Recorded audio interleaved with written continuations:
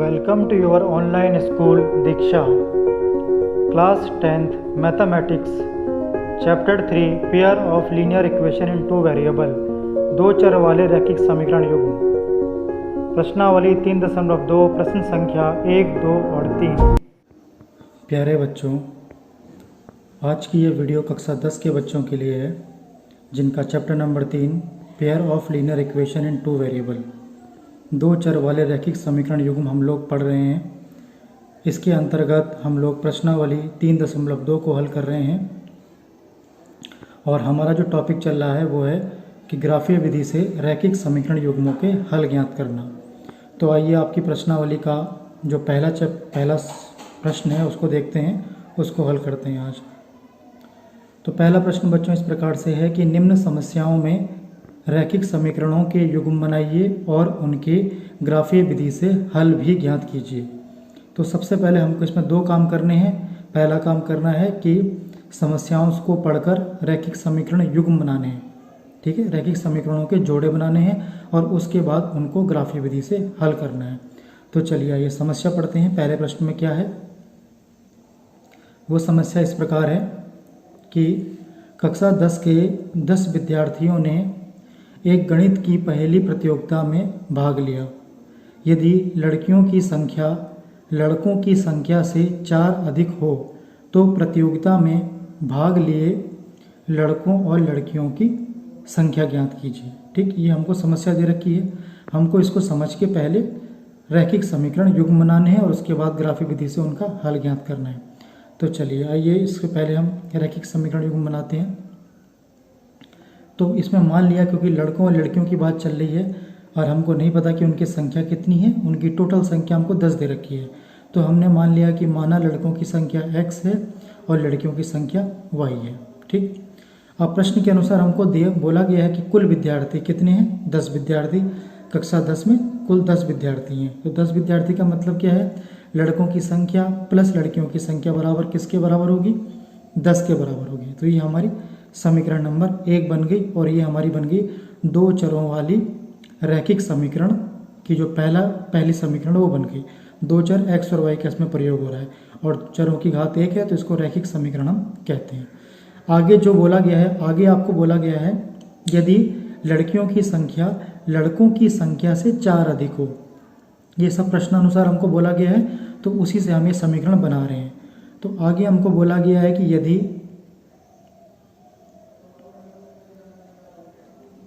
लड़कियों की संख्या कितनी मानी थी, हमने y मानी थी, लड़कों की संख्या से वो कितनी मानी थी, x से 4 अधिक है। तो समीकरण क्या बनेगी, लड़कियों की संख्या y बराबर लड़कों की संख्या से 4 अधिक है, x + 4। ये समीकरण नंबर 2 बन गई। इसको आप या करके ऐसे भी लिख सकते हैं कि x - y बराबर -4, लेकिन यहाँ तक भी छोड़ सकते हैं, कोई प्रॉब्लम नहीं है। अब बच्चों पहला काम आपने कर लिया कि समस्या से आपने समीकरण युग्म बना लिए, दो चरों वाले रैखिक समीकरण युग्म, पहली समीकरण दूसरी समीकरण, इसलिए इनको युग्म कहते हैं हम लोग। अब अगला काम आपका क्या है कि ग्राफीय विधि से आपको इनका हल ज्ञात करना है। हल का मतलब आपको जो इन समीकरण युग्मों में चर है उनका मान ज्ञात करना है कि x और y का क्या मान होगा, अर्थात लड़कियों की संख्या और लड़कों की संख्या का क्या मान होगा। ठीक, तो ग्राफीय विधि से हल करने के लिए हमको इसका ग्राफ बनाना पड़ेगा और ग्राफ बनाने से पहले हमको इन दोनों समीकरणों के कम से कम 2 हल तो चाहिए जिससे हम सारणी बना सकें और फिर उससे हम ग्राफ बना सकें। क्योंकि आप जानते हैं कि रैखिक समीकरण युग्मों का जो ग्राफ होता है वो बनता है एक सीधी रेखा, और सीधी रेखा बनाने के लिए कम से कम आपको 2 बिंदुओं की आवश्यकता तो चाहिए। बिना 2 बिंदुओं के आप रेखा कैसे बनाओगे, ठीक है। तो कम से कम आपको इन दोनों समीकरणों के 2 हल तो चाहिए, लेकिन हम यहाँ पे 3 हल निकालते हैं जिससे हमारे ग्राफ में कोई गलती ना आए। आप 2 से भी काम चला सकते हैं, लेकिन 3 इसलिए निकाला जाता है कि बिल्कुल आपका ग्राफ सटीक बने, उसमें कोई कमी ना रह जाए। तो सबसे पहले बच्चों हम समीकरण नंबर 1 ले लेते हैं, वो है आपके पास x + y बराबर 10। इसके हम 3 हल निकालते हैं। तो इसको आप ऐसे भी लिख सकते हैं x बराबर 10 - के y, एक चर को उधर ले गए। अब एक चर का मान रखते जाइए, दूसरे चर का मान आपको मिलता जाएगा। तो देखिए y बराबर मैंने 6 रखा, हमको ऐसे मान रखने हैं जिससे हमको पूर्णांक संख्या मिले और हमको कोई परिमेय या अपरिमेय संख्या ना मिले, मतलब भिन्नों के रूप में हमको संख्या नहीं मिलनी चाहिए क्योंकि उससे ग्राफ थोड़ा जटिल बन जाता है बनाना। हमको पूर्णांक में संख्या चाहिए, प्लस माइनस या 0 कुछ भी हो सकती हैं, जिससे ग्राफ हमारा आसानी से बन जाए। तो हमें ऐसे ही मान यहाँ पे रखना पड़ता है। अब देखिए आप कुछ भी रख सकते हैं, मैंने y बराबर 6 रखा है। तो देखिए 10 में से 6 कम बचा 4, तो पहला हल क्या मिल गया, x और y के मान। पहला x का मान लिखा जाता है, तो x का मान आपको 4 मिला, y का मान आपको क्या मिला, 6 मिला। अगला हल मैंने निकाला है y बराबर, मैंने यहाँ पे 5 रख दिया है। तो 10 माइनस के 5, 10 में से 5 कम 5, तो x का मान कितना मिल गया, 5। x का मान मिल गया, सॉरी यहाँ पे पहले 5 आएगा। x का मान मिल गया आपको 5 और y का मान कितना मिला, y का मान भी आपको 5 मिला है, 5,5। ठीक, अगला एक और हल निकाला हमने, 3 हल निकालने की बात की थी। y बराबर यहाँ पे 8 रख दिया है। तो देखिए यहाँ पे 8 रखेंगे, 10 में से 8 कम बचेंगे 2, तो आपको x और y के क्या मान मिल गए, x बराबर मिल गया आपको 2, y बराबर क्या मिल गया 8। पहले समीकरण के हमने 3 हल निकाल दिए, उससे हमने ये सारणी बना दी। सारणी बनाई x y, x के मान 4, y का मान 6, x का मान 5, y का मान 5, x का मान 2, y का मान 8। इसी प्रकार से सारणी हम समीकरण नंबर 2 के लिए भी बनाएंगे। तो चलिए समीकरण नंबर 2 ले लेते हैं, जो y बराबर है x प्लस के 4। ठीक है, अब क्या रखना है, एक चर का मान रखते जाइए, दूसरे चर का मान निकालते जाइए। x बराबर मैंने रखा पहले 0, तो यहाँ क्या आएगा, y बराबर 4, ये तो 0 हो गया। तो पहला हल मिल गया x बराबर 0, y बराबर 4। अगला हल हमको चाहिए, x बराबर हमने यहाँ पे 1 रख दिया, तो y बराबर कितना मिलेगा, 4 और 1 5, तो x बराबर 1, y बराबर 5। एक और हल निकाला हमने, x बराबर यहाँ पे 2 रख दिया, तो 4 और 2 कितने हो गए, 6, y का मान 6 मिल गया। तो x बराबर 2 रखा, तो y का मान 6 मिल गया। इससे हमने सारणी बना दी x y, x का मान 0, y का मान 4, x का मान 1, y का मान 5, x का मान 2, y का मान 6। अब इन दोनों सारणी से हम क्या बनाएंगे, इन दोनों समीकरण युग्मों का ग्राफ बनाएंगे ग्राफ पेपर में। ठीक है, तो ये बच्चों आपने ग्राफ पेपर में ग्राफ खींचा, ये x हो गया क्षैतिज अक्ष, और ये y डैश ऊर्ध्वाधर अक्ष हो गया, इसको हम y डैश लिखते हैं। ठीक, ये y डैश ऊर्ध्वाधर अक्ष। ये जहाँ पर काट रहे हैं एक दूसरे को वो मूल बिंदु होता है, यहाँ पे O होता है, जहाँ पे x भी 0 होता है, y भी 0 होता है। ठीक, हमने पैमाना मान लिया x पर एक डिब्बा, जो बड़ा वाला डिब्बा है ये बराबर 1 इकाई। इसी प्रकार y पे भी हमने मान लिया कि एक डिब्बा जो बड़ा वाला है वो बराबर 1 इकाई। ठीक, ये आपने पैमाना मान लिया। अब जो आपने सारणी बनाई है उसको हम इस ग्राफ पर प्लॉट करते हैं। तो पहली सारणी में देखिए x बराबर है आपके पास 4 और y बराबर क्या है आपके पास 6। तो देखिए x पे चलना है 4, तो ये है x की धनात्मक दिशा 1 2 3 4, और y पर चलना है आपको 6 धनात्मक दिशा में, तो 1 2 3 4 5 6। तो ये वो बिंदु हो गए बच्चों जहाँ पे आपको क्या मिला, ये वो बिंदु हो गए 4, 6। ठीक, अगला आपका जो मान है पहली सारणी का, पहले हम पहली समीकरण का ग्राफ खींचेंगे। x की जगह 5, y की जगह भी 5, तो देखिए x की जगह +5 और y की जगह भी 1 2 3 4 5, तो ये वो बिंदु हो गए x पे भी 5, y पे भी 5। अगला जो है वो है x पे 2, y पर 8, तो देखिए x पर 1 2 और y पर 8 ऊपर, तो ये हो गया बच्चों y पर 8। तो इस बिंदु के निर्देशांक कितने हो गए, ये x पे 2 है, x पे 2 मान है इसका, और y पर इसका मान कितना है 8। ठीक, तो पहली समीकरण के लिए आपको ये 3 बिंदु मिल गए, इनको आप जब मिलाएंगे तो आपको एक सरल रेखा मिल जाएगी पहली समीकरण के लिए। तो इनको हम मिला देते हैं। तो ये बच्चों आपको पहली समीकरण का ग्राफ मिल गया, आपने इसके ऊपर लिख दिया x + y बराबर 10। इसी प्रकार जो दूसरी समीकरण का जो आप ग्राफ खींचेंगे वो दूसरी सारणी से खींचेंगे। x पे 0, y पर 4, ये सब धनात्मक दिशा में है, तो x पे 0 मतलब चलना ही नहीं है, y पर चलना है 4, तो यहाँ पर आप पहुँचेंगे बच्चों, इसके निर्देशांक होंगे x पे 0 और y पर कितना है ये 4। ठीक, अगला जो बिंदु है आपके पास वो है x पे 1 और y पर 5, तो x पे चलोगे आप प्लस का 1 और y पर चलोगे आप ये 5, यहाँ पहुँचोगे आप। तो इस बिंदु के निर्देशांक हो गए x पे 1 और y पे आपका है गया 5। अगला जो निर्देशांक है वो है 2 और 6, x पे 2 y पर 6, तो x पे 2 और y पर 6, तो यह पहुंच जाओगे आप, ये हो गए x पे 2 और y पे 6। ये 3 बिंदु मिल गए, इनको मिलाओगे आप तो आपको दूसरी समीकरण का ग्राफ मिल जाएगा। ठीक है, मिलाते हैं इनको। अब देखिए बच्चों, जब आपने इन तीनों बिंदुओं को मिलाया तो आपको ये दूसरी समीकरण का ग्राफ मिल गया, जो है मैंने रेड लाइन कर रखी है ये। दूसरी समीकरण है y बराबर एक्स प्लस 4। तो ये y बराबर एक्स प्लस 4 का आपको ग्राफ मिल गया और पहले समीकरण का तो ये मिला था। लेकिन हमको तो बच्चों इसके हल निकालने हैं ना। तो अब देखिए ये जो दोनों आपको ग्राफ मिले ये किस रूप में मिल रहे हैं, तो ये हमको प्रतिच्छेदी रेखाओं के रूप में मिल रहे हैं। ठीक है, और प्रतिच्छेदी रेखाओं के रूप में जब ग्राफ मिलता है तो उससे हम हल कैसे निकालते हैं। आपको पता है कि दोनों प्रतिच्छेदी रेखाएं एक उभयनिष्ठ बिंदु पर एक दूसरे को काटती हैं और उस बिंदु के जो निर्देशांक होते हैं मतलब x और y के मान वही दोनों समीकरण युग्मों के लिए उभयनिष्ठ मान होते हैं। तो इसका मतलब क्या है कि इन दोनों समीकरण युग्मों का ग्राफ हमको मिला है प्रतिच्छेदी रेखाओं के रूप में, तो इनका एक और एक केवल एक ही उभयनिष्ठ हल होगा और वो हम निकालने वाले हैं। तो देखिए ये बिंदु पर दोनों समीकरण दोनों रेखाएं एक दूसरे को काट रही हैं। इस पे देखिए x कितना है, x के लिए हम नीचे देखेंगे तो ये है x 3, तो इस पे बच्चों x 3 है और y कितना है, y यहाँ पे ऊर्ध्वाधर देखेंगे हम तो ये 7 है। तो हमको उभयनिष्ठ हल मिल गया x बराबर 3 y बराबर 7। ठीक है, ऐसे हम हल निकालते हैं, ये हमको हल मिल गया। तो अब आप यहाँ पे लिखेंगे x बराबर आपने क्या माना था, लड़कों की संख्या, वो कितनी है आपके पास 3 आई, और y बराबर क्या माना था आपने, लड़कियों की संख्या, वो कितनी है आपके पास 7 आई। तो आप यहाँ पे ये लिखेंगे अतः, ये अतः का निशान होता है देयरफॉर, अंग्रेजी में कहते हैं ये 3 बिंदु। ठीक है, ये देयरफॉर होता है अंग्रेजी में और हिंदी में अतः इसलिए।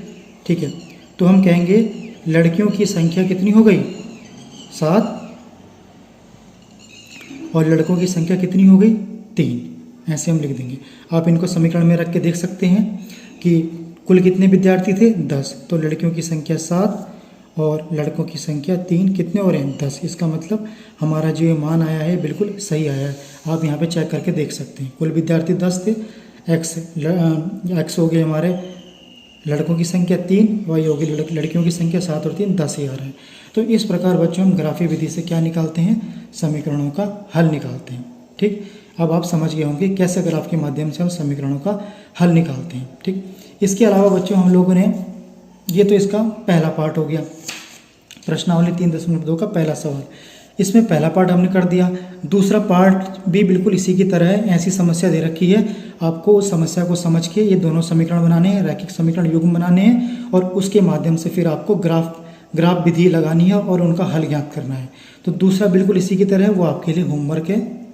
ठीक, अब इसके बाद जो प्रश्न नंबर 2 है उसका मैंने पिछले वीडियो में आपको पहला मैंने करा दिया था, जो इस प्रकार से था। प्रश्नावली 3.2 का दूसरा प्रश्न, अनुपातों a1/a2, b1/b2, c1/c2 की तुलना कर ज्ञात कीजिए कि निम्न समीकरण युग्मों द्वारा निरूपित रेखाएं प्रतिच्छेदी होंगी, समांतर होंगी या संपाती होंगी। तो ये हमको दे रखे हैं इनके गुणांक, कोफिशिएंट दे रखे हैं, और इसको समझने के लिए हम लोगों ने एक टेबल समझी थी पिछले वीडियो में। हमने देखा था कि जब हम दोनों समीकरण युग्मों की तुलना किससे करेंगे, उनके सामान्य रूप से, a1x plus b1y plus c1 समीकरण नंबर 1 की तुलना बराबर 0, a2x plus b2y plus c2 बराबर 0 समीकरण नंबर 2 की तुलना। जब इनसे हम इसके सामान्य रूप से, ये सामान्य रूप किसका है, 2 चर वाले रैखिक समीकरण युग्मों का सामान्य रूप है। इससे जब हम अपने सवाल की तुलना करेंगे, वो भी हमें 2 युग्मों के रूप में प्रश्न दे रखा हो, क्वेश्चन दे रखा होगा, उससे हम a1/a2, b1/b2, c1/c2 के जब मान निकालेंगे, अर्थात इनके गुणांकों की जब हम तुलना करेंगे, तो यदि हमको इस रूप में मिल गया कि a1/a2 बराबर नहीं है b1/b2 के, तो इससे हम समझ जाते थे कि हमको ग्राफ कैसे मिलने वाला है, प्रतिच्छेदी रेखाओं के रूप में ग्राफ मिलने वाला है। और प्रतिच्छेदी रेखाओं का मतलब है कि उन दोनों समीकरणों का केवल और केवल एक यूनिक अद्वितीय हल होगा, और जिसका हल होता है उसको हम कहते हैं संगत समीकरण युग्म। अगला केस क्या था कि जब तीनों ही अनुपात आपस में बराबर हो जाएं, a1/a2 बराबर b1/b2 बराबर c1/c2, तो इसका अर्थ होता था कि उन समीकरण युग्मों का ग्राफ कैसा मिलेगा, कोइंसिडेंट लाइन, संपाती रेखाओं के रूप में ग्राफ मिलेगा। उसका अर्थ होता था कि उसके एक से अधिक अनगिनत हल हैं, क्योंकि संपाती रेखाएं तो एक दूसरे को ढक लेती हैं ना, एक दूसरे को कई बिंदुओं पर काटती हैं, तो हम कहते हैं उसके अनेकों हल हैं। तो हल हैं तो वो भी क्या हो गया, संगत समीकरण युग्म। और तीसरा केस मिलता था जब शुरू के 2 अनुपात तो बराबर हो जाते थे, a1/a2 बराबर b1/b2, पर तीसरा अनुपात जो c1/c2 था वो इनके बराबर नहीं होता था। ये दोनों तो बराबर होते थे लेकिन तीसरा इनके बराबर नहीं होता था, तो हम कहते थे इससे जो ग्राफ मिलेगा, इससे हमें वो समांतर रेखाओं के रूप में पैरेलल लाइन से मिलेंगी, और इसका मतलब क्या है कि उनका कोई हल नहीं है, क्योंकि वो कभी भी एक दूसरे को नहीं काटती हैं, तो उसका कोई हल नहीं होगा। जब कोई हल नहीं है तो उसका मतलब क्या था, असंगत समीकरण युग्म। तो यही हम लोग कर रहे थे। इसका जो बच्चों यही प्रश्नावली 3.2 का जो दूसरा प्रश्न है वो मैं आपको कराता हूँ, बाकी तो आपके लिए गृह कार्य रहेगा। ये आपको 2 समीकरण युग्म दे रखे हैं जो देखिए सामान्य रूप में है a1x plus b1y plus c1 बराबर 0, और दूसरा युग्म दे रखा है a2x plus b2y plus c2 बराबर 0। इस रूप में ये समीकरण दे रखे हैं। 0 दाएं तरफ में केवल 0 बचाना है, बाकी सबको बाएं तरफ ले आना है। अब हमको ये बताना है कि इनसे जो ग्राफ बनेगा वो समांतर रेखाओं के रूप में बनेगा, प्रतिच्छेदी रेखाओं के रूप में बनेगा, या फिर संपाती रेखाओं के रूप में बनेगा। तो हम ये जानते हैं कैसे निकालेंगे, हम इनके गुणांकों की तुलना करके ये बात आसानी से बता सकते हैं। तो सबसे पहले इनके गुणांकों की तुलना करते हैं। तो a1 बराबर कितना है 9, a2 बराबर कितना है 18। यदि आप इसको करना सीख जाएंगे तो आप इसको डायरेक्ट भी कर सकते हैं। कैसे, देखिए यहाँ पे a1 a2 दिख रहा है, a1 अपॉन a2, a1 आपके पास 9 है, a2 आपके पास 18 है। जब काटेंगे 9 कम 9, 9 दूनी 18, आपको 1/2 मिलेगा। आगे तुलना करनी है b1 अपॉन b2 के, ये दोनों y के गुणांक है दोनों समीकरण में। तो b1 अपॉन b2 y के गुणांक देखिए 3/6, तो 3 एकम 3, 3 दूनी 6, इससे भी 1/2 मिल रहा है। अब रह गया आपका c1 अपॉन c2, तो ये है आपका c1 अपॉन c2 अचर पद 12/24 प्लस किए। देखिए चिन्ह का विशेष ध्यान रखना है, सभी प्लस के हैं, माइनस नहीं था इसलिए मैंने माइनस लिया ही नहीं है, सभी प्लस के थे तो सारे प्लस के हैं। तो 12 एकम 12, 12 दूनी 24। तो आप देख सकते हैं तीनों अनुपात आपस में क्या हो गए, बराबर आ गए। तो हम यहाँ पे ये लिखेंगे कि यहाँ a1 अपॉन a2 बराबर b1 अपॉन b2 बराबर c1 अपॉन c2। अतः दिए गए समीकरण युग्म क्या होंगे, परस्पर संपाती होंगे। आप जानते हैं कि जब तीनों अनुपात बराबर आ गए तो उससे कैसा ग्राफ मिलता था, संपाती रेखाओं के रूप में ग्राफ मिलता था। उसके अनगिनत हल होते थे और उनको हम संगत समीकरण युग्म कहते थे। लेकिन यहाँ तो आपको केवल इतना बोला गया है कि उनसे कैसी रेखाएं मिलेंगी, तो हम कहेंगे जब तीनों अनुपात बराबर हैं अतः दिए गए समीकरण युग्म परस्पर संपाती होंगे। ठीक है बच्चों। अब इसके अलावा जो जो जो प्रश्न बचे हुए हैं वो आपके लिए गृह कार्य हैं। तो गृह कार्य क्या क्या हो गया, प्रश्नावली 3.2 का एक तो आपको पहले का दूसरा पार्ट करना है, ये है, मैं इसका आपको हिंदी में भेज दूंगा फोटो, वो आपको बनाना पड़ेगा। ठीक है, वो आपको हल करना पड़ेगा। और एक आपको मैं दूसरा प्रश्न करना है, ये तुलना करके बतानी है कि इनसे ग्राफ कैसा मिलेगा। पहला हो चुका है, दूसरा हो चुका है, तीसरा रह गया। ठीक है, तीसरा भी कर सकते हैं आप लोग। तीसरे में आपसे पूछा गया है कि ये आपके पास 5 सवाल हैं। देखिए प्रत्येक में समीकरण युग्म आपको दे रखे हैं 2-2। आपको a1 upon a2, b1 upon b2, c1 upon c2 की तुलना करनी है और तुलना करके बताना है कि इसमें से किन समीकरण युग्मों का संगत हल होगा और किन का असंगत हल होगा। तो आप जानते हैं कि यदि आपको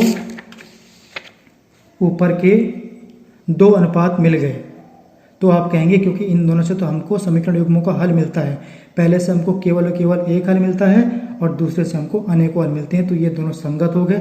और यदि आपको ये तीसरा वाला अनुपात मिल जाए कि शुरू के 2 बराबर तीसरा बराबर नहीं है, तो आप कहेंगे उसका कोई हल नहीं आता, वो असंगत है। तो आप करना चाहें तो बच्चों ये तीसरा भी आसानी से कर सकते हैं, इसमें 5 सवाल हैं। ठीक, तो ये आपके पास पहला, दूसरा और तीसरा गृह कार्य हो गया। ठीक, तो ये मैं उम्मीद करता हूँ कि आज की कक्षा आपको अच्छे से समझ में आ गई होगी कि ग्राफ विधि से हम कैसे समीकरण युग्मों का हल ज्ञात करते हैं। ठीक है, तो प्यारे बच्चों आज के लिए इतना ही। Thank you very much.